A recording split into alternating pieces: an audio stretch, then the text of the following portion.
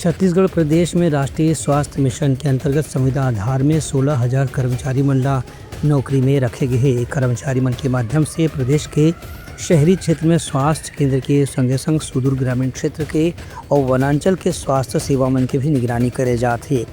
देश में 12 अप्रैल 2005 के राष्ट्रीय स्वास्थ्य मिशन योजना शुरू करे गई रही से एमे राष्ट्रीय ग्रामीण स्वास्थ्य मिशन के नाम से शुरू करेगी। इसमें फिर बाद में वाला राष्ट्रीय स्वास्थ्य मिशन के नाम भी देगी से प्रदेश भर में देश भर में जगह भी स्वास्थ्य केंद्र के संचालन ये मिशन के तहत हुआ थे, उनमें ज़्यादातर स्थान में संविदा कर्मचारी मन ला ही रखे गए हैं। इस संबंध में कर्मचारी संघ के ओर से बताएगी कि संविदा कर्मचारी मन ला वेतन अधिनियम में भी शासकीय कर्मचारी मन से अलग प्रकार के सुविधा या आरक्षण वैसे दिए जाते, लेकिन उमन के मांग नियमितीकरण के संगे संग सरकारी कर्मचारी के समान वेतन के भुगतान संबंधी हवय।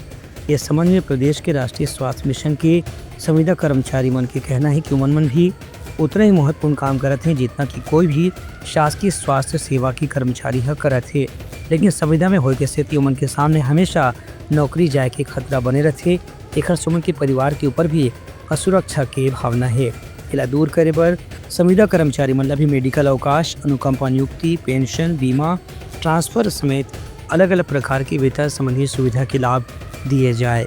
हमारी तो 18 सूत्री मांग है नियमितीकरण, ग्रेड पे वेतन वितन्नति। जो 27% वेतन वृद्धि की घोषणा हुई थी, जो अब तक केंद्रीय कर्मचारियों को प्राप्त नहीं है। चिकित्सा अवकाश की बात है, अनुकंपा अनुदान में वृद्धि की बात है, हमारे साथियों को अनुकंपा नियुक्ति मिले। ये सब 18 सूत्री मांग हम लोगों ने सरकार के सामने लंबे समय से रखा हुआ है। Bureau report Uttarakhand news.